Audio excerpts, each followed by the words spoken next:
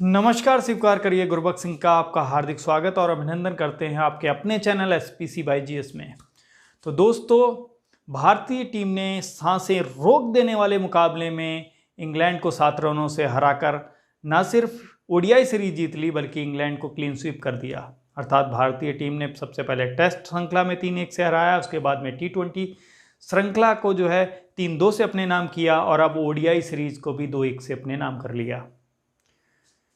इसमें टॉस जीता इंग्लैंड की टीम ने भारतीय टीम को आमंत्रण दिया पहले बैटिंग करने का। भारतीय टीम ने इस आमंत्रण को बड़ी सहजता से स्वीकार किया और भारत को शानदार शुरुआत मिली।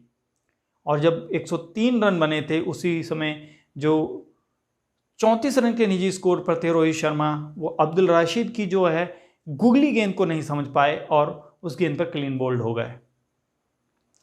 तो दोस्तों, लेकिन इस बार जो भारतीय टीम की जो ओपनिंग थी, जो इस बार भारतीय टीम जो बल्लेबाजी करने उतरी थी, वो डिफरेंट एटीट्यूड से उतरी थी। क्योंकि अभी तक का जो एटीट्यूड भारतीय टीम का ज़्यादातर हुआ करता था वो कन्वेंशनल था, यानी कि पहले के 40 ओवरों में आप ज़्यादा विकेट ना गिराएं और आखिरी के 10 ओवरों में आप ताबड़तोड़ बैटिंग करें। जितने ज़्यादा रन बनाए जा सकते हैं वो लास्ट के 10 ओवरों पर ही मुख्यतः फोकस रहता था। लेकिन ये जो स्ट्रेटजी है वो उससे पिछला जो ओडीआई हुआ था वो उसमें काम नहीं आई, क्योंकि भारतीय टीम 317 रनों का ढेर बना के फिर भी ढेर हो गई थी और वो लक्ष्य बौना साबित हुआ था इंग्लैंड की टीम के सामने। क्योंकि इंग्लैंड की टीम की बैटिंग की डेप्थ कितनी है वो इस मैच में भी आपको देखने को मिली होगी। तो भारतीय टीम को शानदार शुरुआत मिली, एक तेज शुरुआत मिली, लेकिन रोहित शर्मा के आउट होने के बाद मोइन खान की गेंद को सही ढंग से समझ नहीं पाए विराट कोहली, और वो भी ऑफ स्टंप पर उनकी गेंद टिप्पा खाई। विराट कोहली पीछे गए उसको खेलने के लिए और उनका लेग स्टंप ले उड़ी। उसके बाद में शिखर धवन भी जल्दी आउट हो गए। तो ये 3 विकेटों का लगातार गिर जाने से भारतीय टीम दबाव में आ गई थी और इस प्रेशर को यहाँ पे हैंडल करना मुश्किल था। लेकिन ऋषभ पंत और प्रेशर लगता है दोनों का मिश्रण है, दोनों का एक ही नाम है। तो ऋषभ पंत प्रेशर में कैसे निखरते हैं ये आपने देखा होगा, ना सिर्फ ऑस्ट्रेलिया में आपने देखा होगा बल्कि यहाँ पर भी जो टेस्ट और वनडे सीरीज हुई है और इसके अलावा T20 सीरीज हुई है उसमें प्रेशर में उन्होंने शानदार पारियां खेली हैं। इंग्लैंड की तरफ से देखा जाए तो जो पहले वाला ओडीआई हुआ था उसमें उनकी ओपनिंग जोड़ी चली, बेयरस्टो ने अच्छे रन बनाए, दूसरे में बेयरस्टो ने फिर 124 रन बनाए और स्टोक्स ने शानदार पारी खेली और इसमें सैम कुरैन ने पारी खेली। यानी कि ये काफ़ी लंबे अरसे के बाद या 2, 4, 6, 10, 8 मैचों के बाद में कोई एक खिलाड़ी उनका ऐसा चल रहा है। यानी हर मैच में कोई एक चल रहा है, उसके बाद में अगले मैच में कोई दूसरा खिलाड़ी चल रहा है, फिर अगले मैच में कोई तीसरा खिलाड़ी उनकी तरफ से खेल रहा है। लेकिन गजब की बात तो ये है कि जो ऋषभ पंत हैं वो हर मैच में ऐसी पारी खेल रहे हैं। जैसी सैम कुरैन ने पारी खेली है और स्टोक्स ने पारियां खेली हैं या बेयरस्टो ने जैसी पारियां खेली हैं, ऐसी पारियां ऋषभ पंत हर मैच में खेल रहे हैं। ये गजब की बात है, गजब का माइंडसेट है भाई ऋषभ पंत का।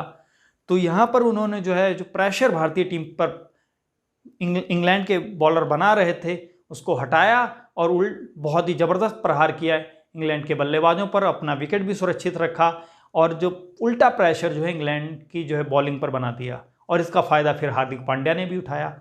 हार्दिक पांड्या ने फिर शानदार बैटिंग की, उन्होंने हाफ सेंचुरी जड़ी।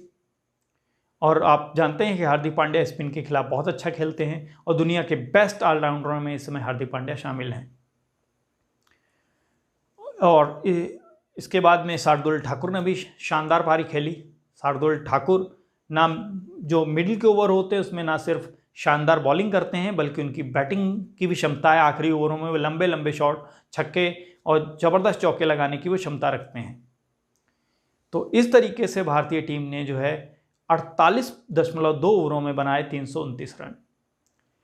हालांकि भारतीय टीम आखिरी के 10 ओवरों में वो जिस गति से रन बनाने चाहिए तो उस गति से भारतीय टीम नहीं रन बना पाई और पूरे 50 ओवर भी नहीं खेल पाई।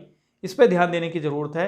अगर जिस ढंग से भारतीय टीम को शुरुआत मिली थी अगर इसी ढंग से बैटिंग भारतीय टीम करती रहती तो 350 के ऊपर तो लक्ष्य बनता ही था, लेकिन फिर भी भारतीय टीम ने बहुत ही बेहतरीन प्रदर्शन किया।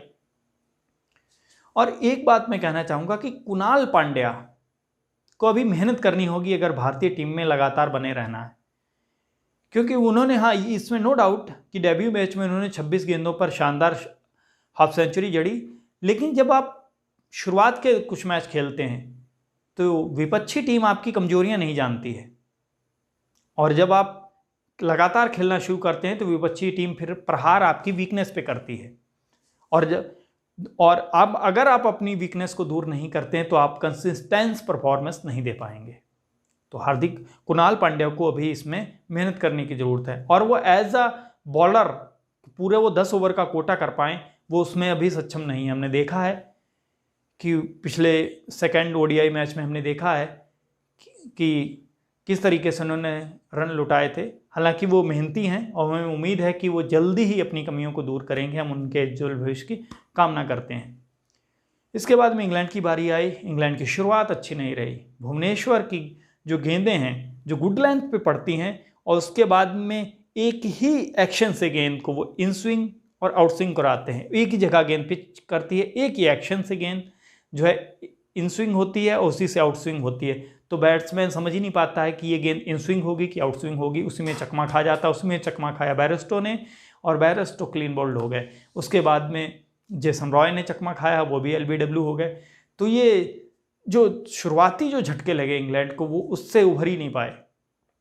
उसके बाद में 160 के स्कोर पर लगभग 6 विकेट उनके चले गए थे। शार्दुल ने भी शानदार बॉलिंग की, और मिडिल ओवरों में शार्दुल बहुत ही कामयाब हैं। जब जब जरूरत पड़ती है भारतीय टीम को विकेट की तो वो विकेट चटकाते हैं।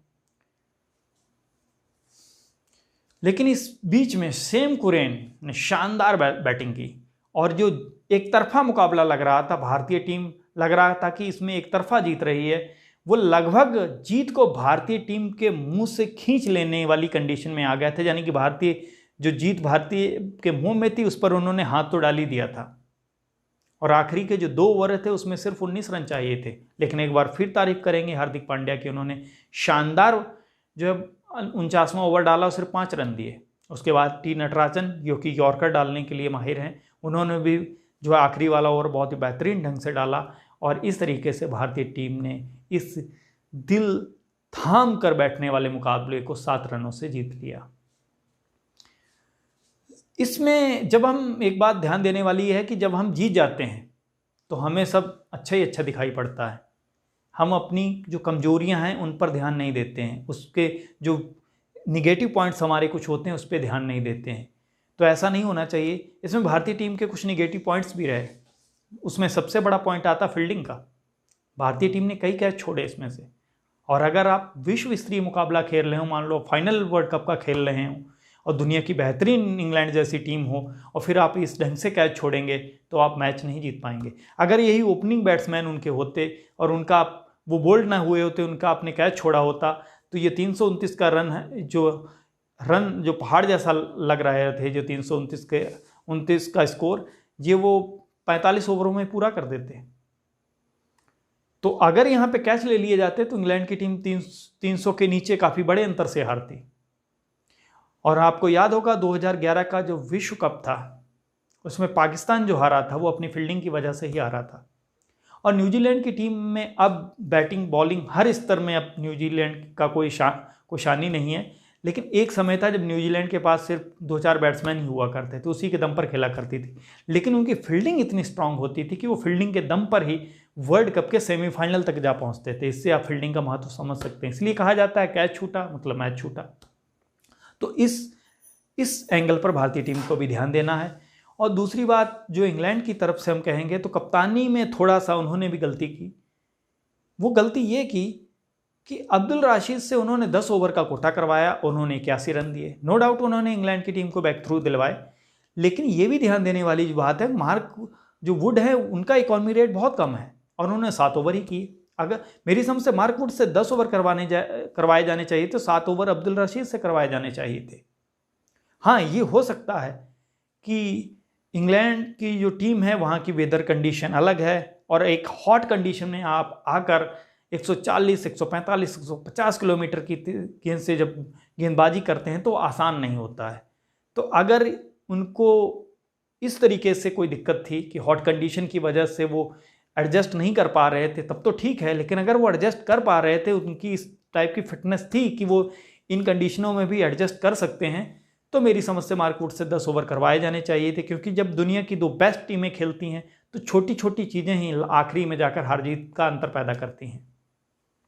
और जो हम एक और चीज़ का विश्लेषण मैं करना चाहूँगा, और जो खास तौर से यंगस्टर जो क्रिकेट खेलते हैं और इस समय जो सीख रहे हैं, उनको ऋषभ पंत की जो एक तकनीक है जो उनको जो मजबूत बनाती है, उस चीज़ पे मैं चर्चा करना चाहूँगा।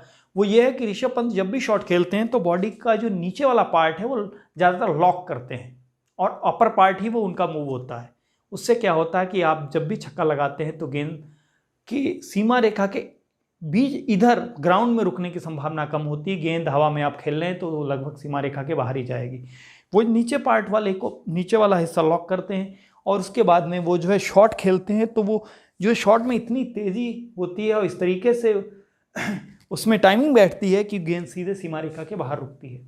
आपने देखा होगा कभी कभी तो ऊपर वाला हिस्सा भी वो लॉक कर लेते हैं। और सिर्फ एक इसमें भी एक शॉट खेला था उन्होंने, वो शॉट बिल्कुल इसी तरीके से खेला था, बिल्कुल देखा होगा आपने कि बिल्कुल इसी ढंग से किया था और इधर गेंद चली गई थी 4 रनों के लिए लेग साइड पे। तो नीचे वाले पार्ट को अगर लॉक करते हैं और उसके बाद में आप ऊपर वाले पार्ट को ही सिर्फ मूव करते हैं और बैट जो आता है उसको आप शानदार ढंग से मारते हैं जैसे गोल्फ खेला जाता है, तो फिर जो है गेंद की संभावना बहुत कम होती है कि वो सीमा के इधर ही रुके। और ये खूबी स्टीव स्मिथ में भी है। तो आप जब भी अब मैच देखें तो ऑब्जर्व करिएगा इस ऋषभ पंत की इस मजबूती को, और आप खुद भी उसको अपने जब खेलते हैं तो उसमें भी अप्लाई करने का प्रयास करिएगा। तो इसमें एक और अपडेट हम देते चले, जो कि जो लोग कंपटीशन वगैरह की तैयारी कर रहे हैं उनके लिए भी है कि इसमें मैन ऑफ द सीरीज घोषित किया गया जो है बेरेस्टो को, और मैन ऑफ द मैच जो 3rd ODI था उसमें रहे सेम कुरैन। तो दोस्तों हम आपके साथ फिर जो स्पोर्ट्स की जो अगली अपडेट है उसको लेकर उपस्थित होंगे दोस्तों, और तब तक के लिए हमें इजाज़त दीजिए। और हम उम्मीद करते हैं कि ये विश्लेषण आपको पसंद आया होगा, और अगर ये विश्लेषण आपको पसंद आया हो तो दोस्तों लाइक और शेयर ज़रूर करिएगा। तो नमस्कार दोस्तों, खुश रहिए।